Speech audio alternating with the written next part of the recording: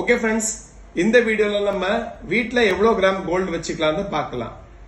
As per income tax rules, ஒரு married lady தன்னோட வீட்ல அப் டு 500 கிராம்ஸ் கோல்டு வந்து ஒரு பில் டாக்குமெண்ட் எதுவுமே இல்லாம வச்சுக்க முடியும்.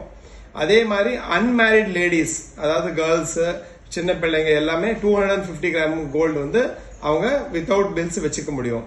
ஜென்ஸ் மேரிட் ஆர் அன்மேரிட் யார் இருந்தாலும் சரி, அவங்க வந்து 100 கிராம்ஸ்.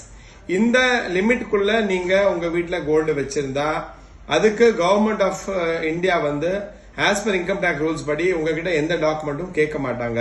நான் சொல்றேன், இப்போ ஒரு ஃபேமிலியில எக்ஸாம்பிள் நீங்க 4 பேர் இருக்கீங்க, ஹஸ்பண்ட், ஒய்ஃப், ஒரு டாட்டர், ஒரு சன்னா, நீங்க 1 kilo 200 gram gold without any ஒரு டாக்குமெண்ட்ஸ் நீங்க வீட்டுல வச்சுக்க முடியும்.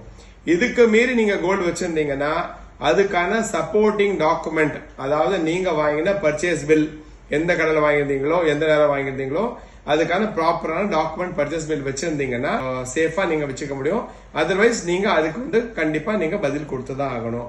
சோ இந்த வீடியோ மூலமா இந்த விழிப்புணர்வு எல்லாருமே கரெக்டா நோட் பண்ணிக்கோங்க, ஃபாலோ பண்ணுங்க. இந்த மாதிரி சீக்கிரட்டுக்கு என்னோட சேனல் வாய்ஸ் ஆஃப் கோல்ட் 1990 எல்லாருமே லைக் பண்ணுங்க, ஷேர் பண்ணுங்க, சப்ஸ்கிரைப் பண்ணுங்க. பாய்.